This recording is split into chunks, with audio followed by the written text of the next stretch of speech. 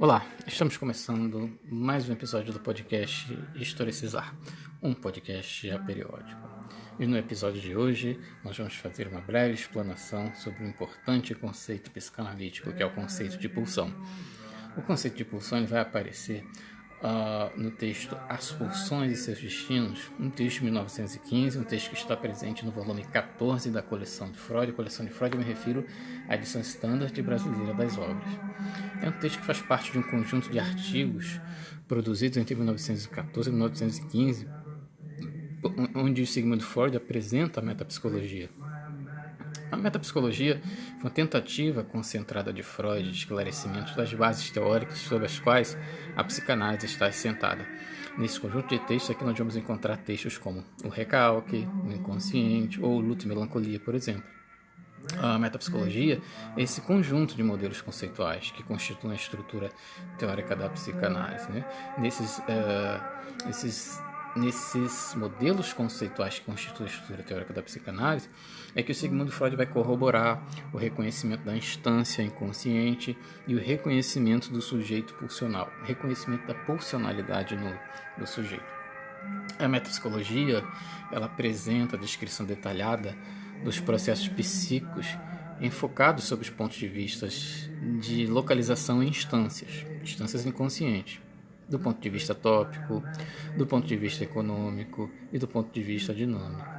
E nesse momento, dessa tentativa de síntese produzida pelo Sigmund Freud, um momento difícil, estava acontecendo a Primeira Guerra Mundial.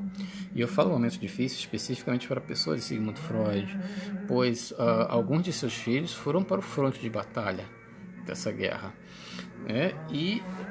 O discurso da pulsão, as explanações sobre pulsão, a teorização sobre pulsão, ela não vai aparecer na primeira vez em 1915. Já em 1905, no texto Os Três Ensaios sobre Sexualidade, o Freud vai falar sobre pulsão, mas não a pulsão geral, no modo geral, vai falar sobre a pulsão sexual especificamente. Nesses três ensaios, segundo Freud, faz uma explanação sobre perversão, sobre sexualidade infantil, sobre as transformações da puberdade. Ele vai retirar a sexualidade desse lugar biologicamente determinado. Vai falar do sujeito, da constituição do sujeito, da contingência, de uma sexualidade contingente.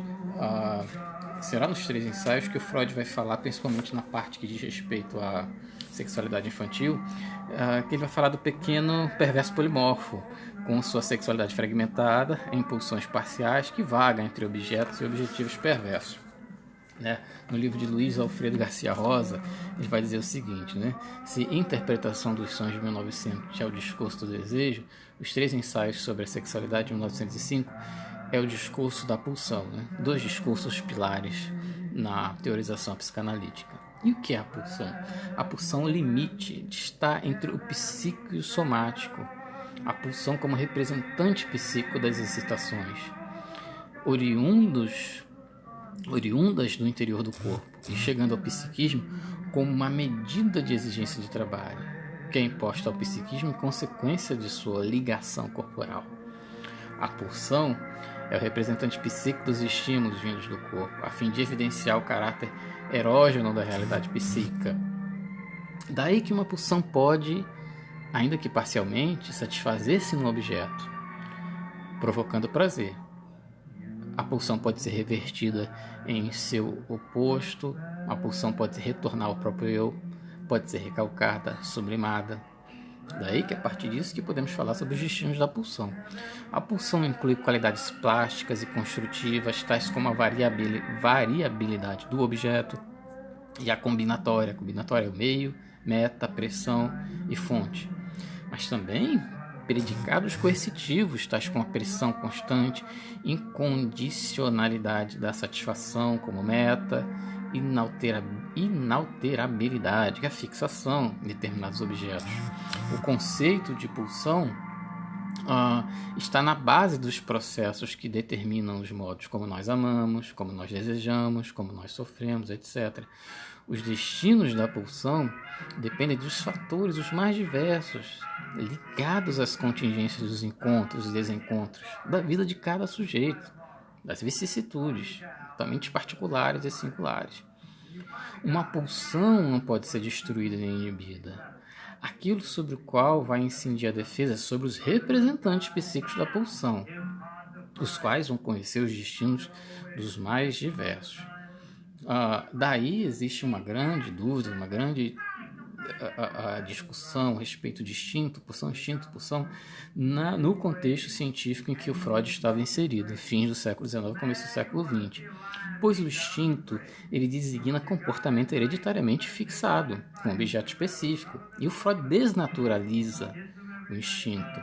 O Freud vai falar, nos 3 ensaios, ele vai falar de um percurso constitucional do psiquismo do sujeito, vai falar do quanto que a sexualidade é contingente, vai falar dessa plasticidade, da variação de objeto, da variação de objetivo. E houve aí uma questão também da tradução, né, do alemão para o inglês, pela equipe do James Strauss, e do inglês para o português, que aí em português ficou consagrada a tradução de Tribe por pulsão, no lugar de instinto. Né? E sobre essa questão, num lugar contemporâneo, assim, o lugar da psicanálise em tempos de lógica biologizante. A psicanálise, ela passa a ser desacreditada, ela passa a ser atacada, em função da própria psicanálise reconhecer a instância inconsciente e a pulsionalidade do sujeito. O que diz a psicanálise? Né? Que a constituição psíquica do sujeito ela é contingente, ela não é de natureza biológica, ou falar sobre psiquismo, falar a partir de determinantes biológicos. É através e na relação com o outro, que é o sujeito da alteridade, né, que se constitui o psiquismo do sujeito. Alteridade porque o sujeito depende do outro para constituir o seu psiquismo.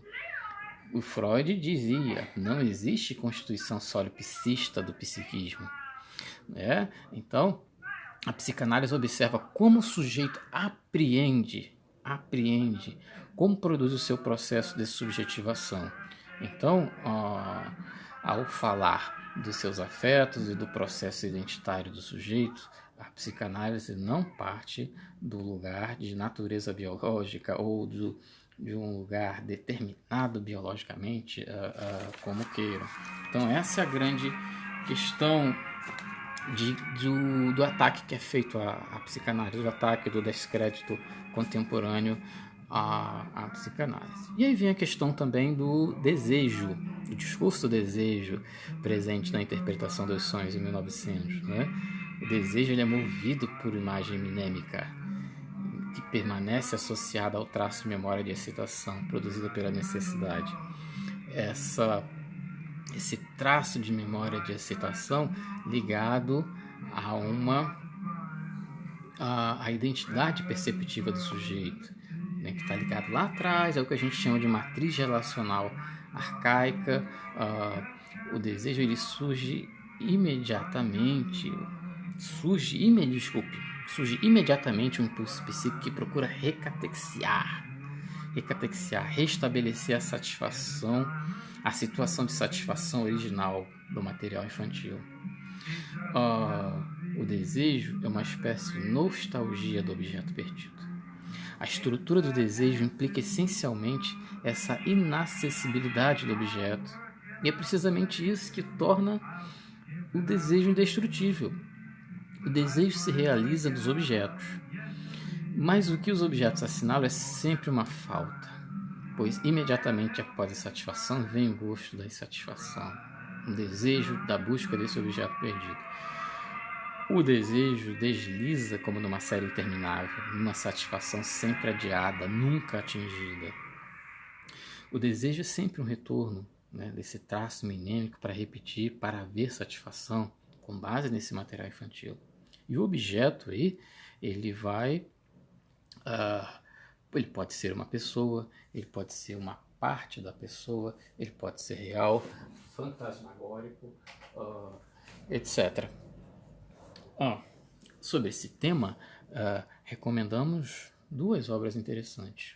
A primeira, As Pulsões e Seus Destinos, do Corporal Psíquico de Joel Biermann, da editora Civilização Brasileira, 2006, e um outro livro importantíssimo da pesquisa psicanalítica, produzido nos anos 80, de Luiz Alfredo Garcia Rosa, Freud e o Inconsciente, em que ele vai falar de maneira aprofundada dos dois discursos, o discurso do desejo, da interpretação dos sonhos de 1900, e o discurso do desejo e o discurso da pulsão nos 3 ensaios sobre sexualidade de 1905, da editora Zahar. E o próprio volume 14 da edição Standard, né, em que estão lá esmiuçados os textos metapsicológicos. Ao fundo, Frank Sinatra. Obrigado pela atenção, um abraço a todos e até o próximo episódio.